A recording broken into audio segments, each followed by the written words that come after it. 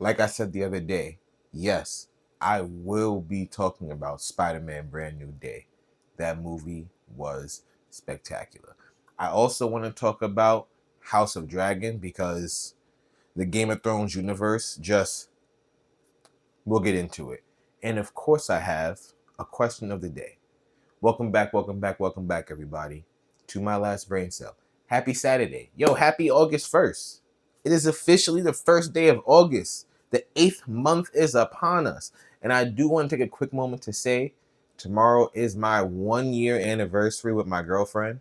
So, baby, I love you. And happy 1 year anniversary to us, at least an early one. Um, just want to put that out there. But yeah, y'all, happy Saturday, happy August, happy first day of the month, all those good things. I hope you have some amazing weekend plans. My girlfriend and I are going to be celebrating our anniversary. It's so interesting. I want to do more impromptu things, but my schedule just unfortunately doesn't always allow for that, right? And with me being gone half of this month, I really didn't have a chance to really pop out around Buffalo to see what was good.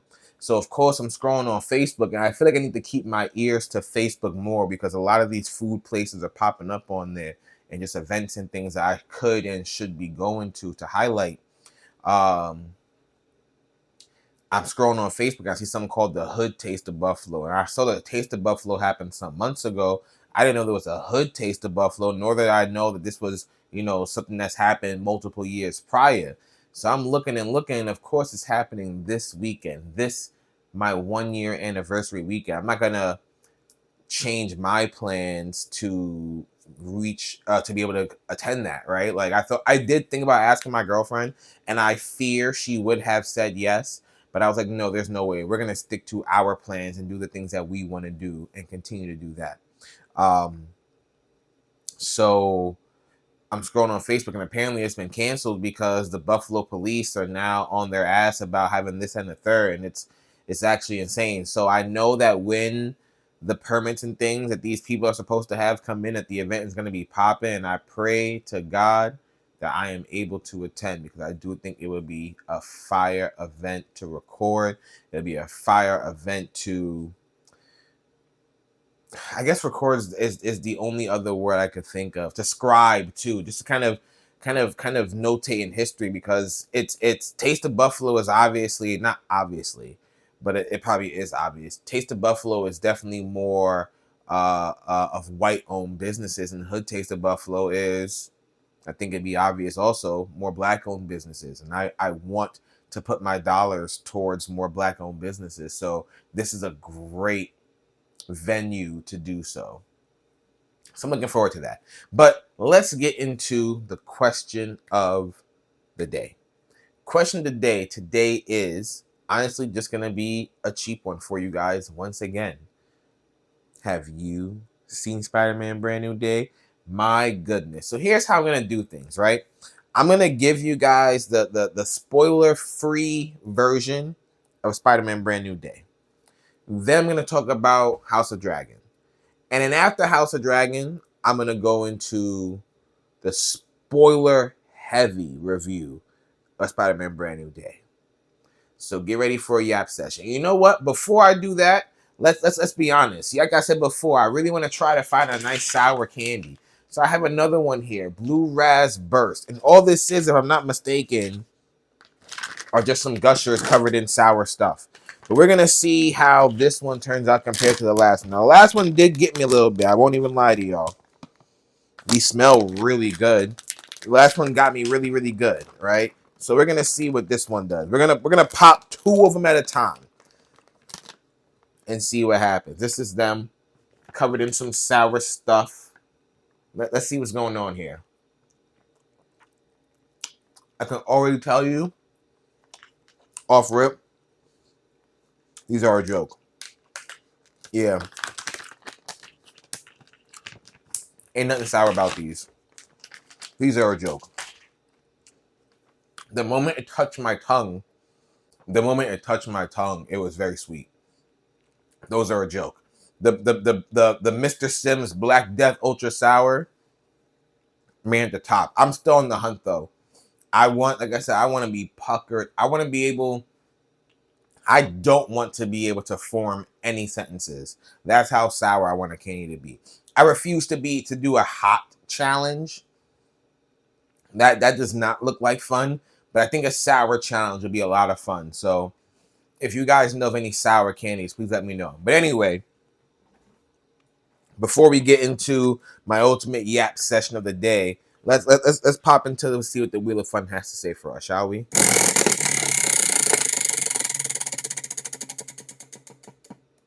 Ooh, we're not gonna let you go backwards, not this time. Something about me. And you know what's funny? If it would have been backwards, it would have just went to movies. So something about me. I don't know if I've shared this before, but I'm a huge Iron Man fan.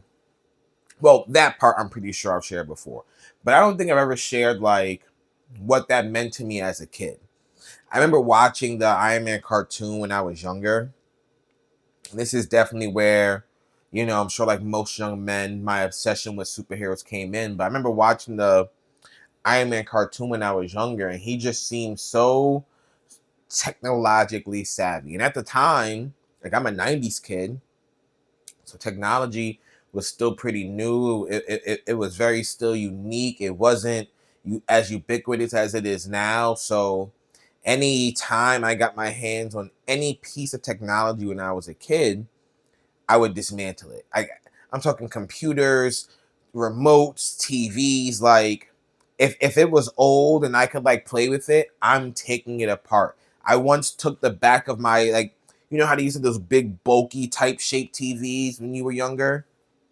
Took the back off of one of those just to look at the motherboard and see if I could understand what was going on. And I obviously had no idea what I was looking at. But all like the circuitry and the motherboard and just all of those chips, they always fascinated me. I remember when Game Boy came out with the translucent Game Boy and like DS's and all those things.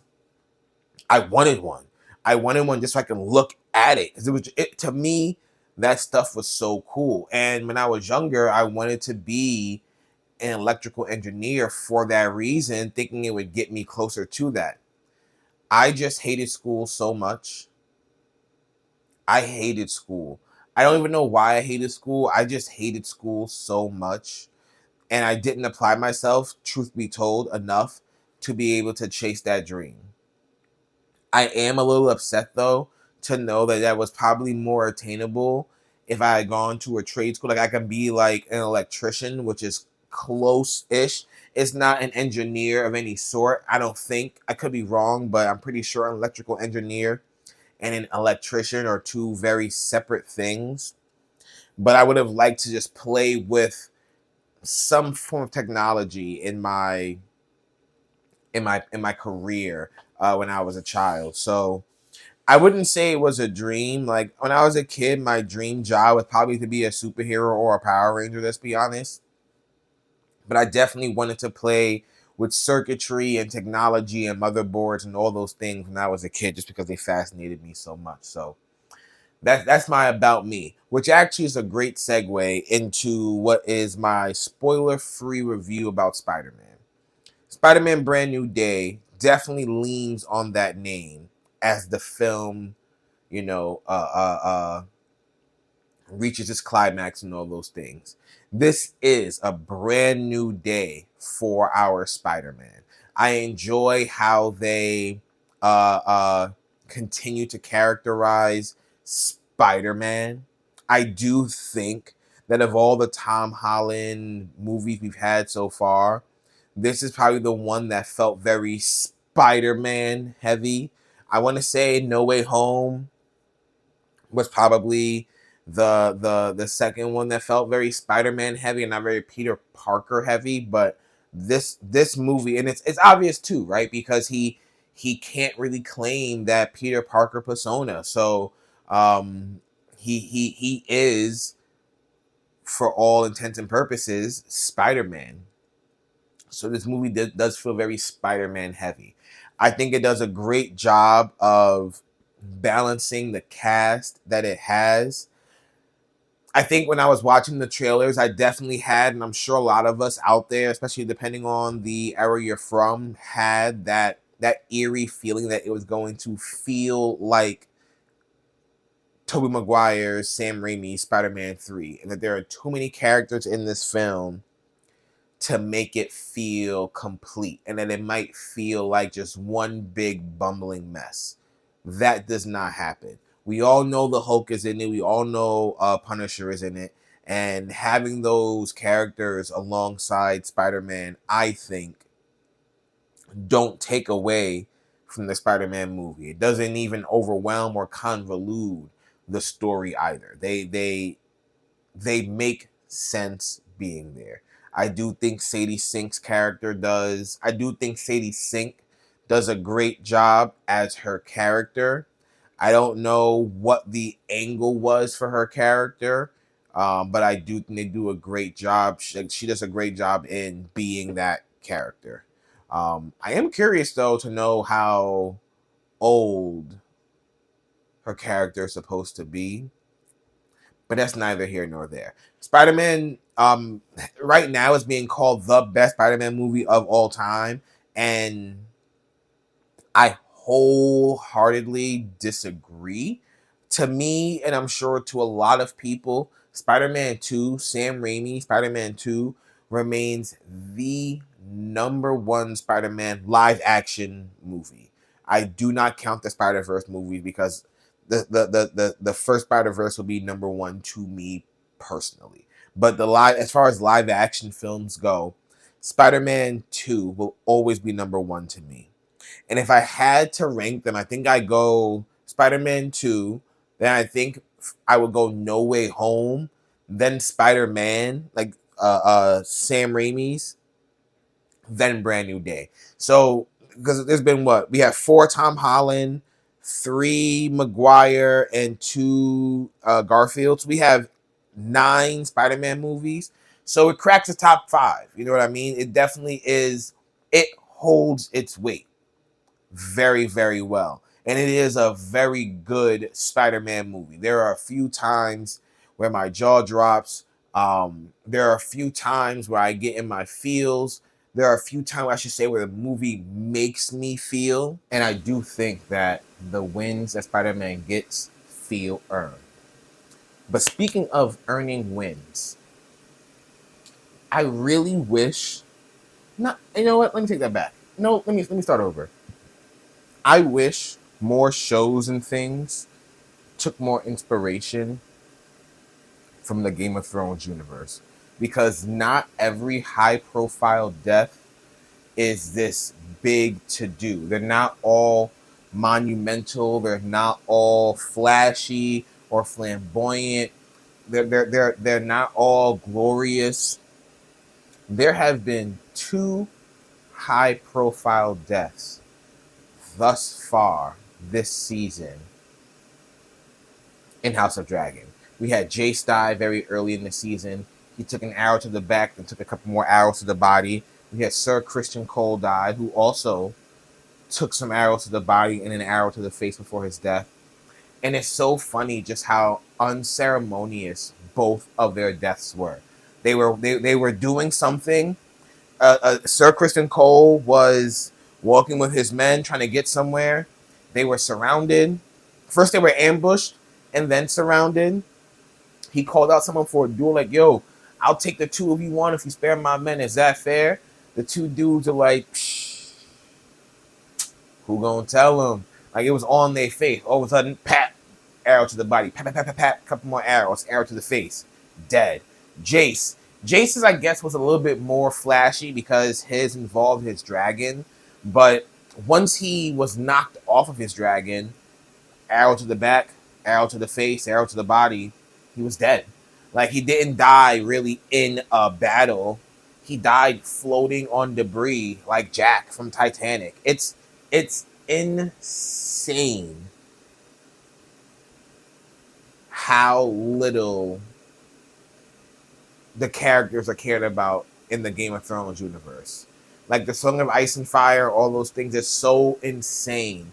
How just you'll meet a character. It's you cannot have a favorite when it comes to Game of Thrones, because you never know when it's gonna die.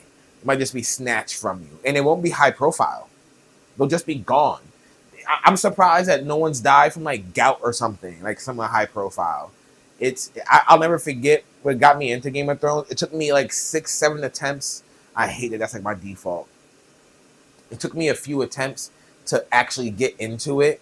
Like I want to say by the time I started watching it, I want to say the sixth season was on its way out. Like I think I definitely caught the last season live and the season prior to that live, and I want to say I also caught season 6 live. But I had a friend who was very much into it. He even had a game, like a board game of Westeros for Game of Thrones that we used to play together. And he said, you just have to get to episode 9. Once you get to episode 9, everything will make sense. And I was like, fine, okay. And like when I tell you guys, it took me so many times that the I was dating someone at the time who finally also got into it, and she also told me I should watch it, and I was like, fine, whatever. But it took me a few attempts. It was finally him being like, I promise it'll be worth it. I pushed my way to episode 9, watched Ed get decapitated, and said, oh, this show's built different. I thought he was the main character.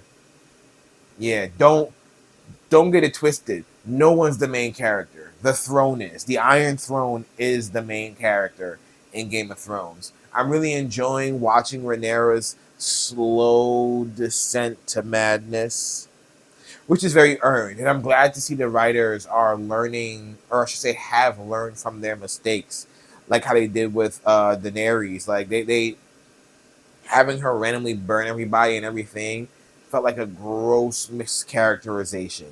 But watching Rhaenyra slowly descend into madness while trying to stay true to her morals, I am enjoying the dichotomy, which is her, because she's trying to be a good girl, but she needs to be a queen, and there are certain things that as a queen she probably needs to do. Like, does she need to rule with an iron fist? No. Does she need to always threaten dragon fire? No.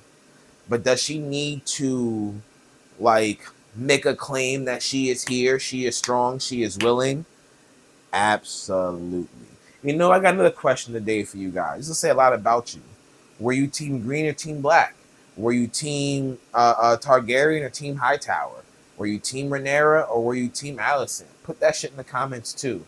I'm curious to know about that, you cheeky bastards. But yeah, y'all. Before I let you go, like I said, I got a spoiler heavy Spider-Man Brand New Day review. So this is your last warning. If you did not see Spider-Man Brand New Day, get up out of here. If you don't mind being spoiled by Spider-Man Brand New Day, I invite you to stay. If you've already seen Spider-Man Brand New Day, I invite you to stay. But that's your final warning, and we're going to get into it in 3, 2. I really enjoy how. Okay, let's get into the cons first. I've already established I enjoyed the movie. I put it in my top 4 of Spider-Man movies of all time. I do wish we got a little bit more insight or depth into his changes, right? It was very clear that they were based on his emotions, but I do wish we saw more of it because I feel it's clear it's not done. I do also appreciate how he invented the inhibitor technology. Peter Parker is going to be the reason that inhibitor collars are created for the X-Men. I think that is also interesting. Because, I mean, Peter is smart enough to create something like that. He did it for himself. He figured out how to make it universal. He is almost certainly, like, his technology is going to be the reason why inhibitor collars exist throughout the MCU. And I'm very interested to see where that comes into play. You know, 'cause are we going to see another Civil War type thing where there are certain heroes who maybe don't have powers who the collars don't affect, but then there are those super powered ones like a Spider-Man, like a Jean Grey who was introduced in this, like a Bruce Banner, right? That they can put it on and say, all right, now your powers don't work. So I'm excited to see where the inhibitor technology comes from. There were a few times my jaw drops in this movie, and the first time my jaw dropped is when Spider-Man mistakenly thought that Jean Grey couldn't hop any further than where she was because she had no person in range. Which does make me wonder how the fuck she got there in the first place. I'm curious to know if maybe she hopped to a person in the building before, she was officially captured, or what happened. Did she take over an animal? Those are things that I wonder. But my jaw dropped when we thought that Peter finally got MJ back. He kissed her, so passionate, crying his fucking eyes out, and I was like, yeah, he got her back. And Jean Grey and MJ's body goes, oh, you thought this was gonna work? She'd be disgusted with you. And I was like, no, Peter, no. Like, had my boy fucked up. I do think it's also interesting to think that the damage control people are building technology to fight against Spider-Man, which does make me have some hope for another street level team up between Spider-Man, Punisher, maybe Luke Cage, Jessica Jones, Daredevil. That would be kind of nice. I really enjoy Spider-Man and Punisher's interactions. They feel very wholesome. And I'm sure for both of them, like, the other person's presence was warranted.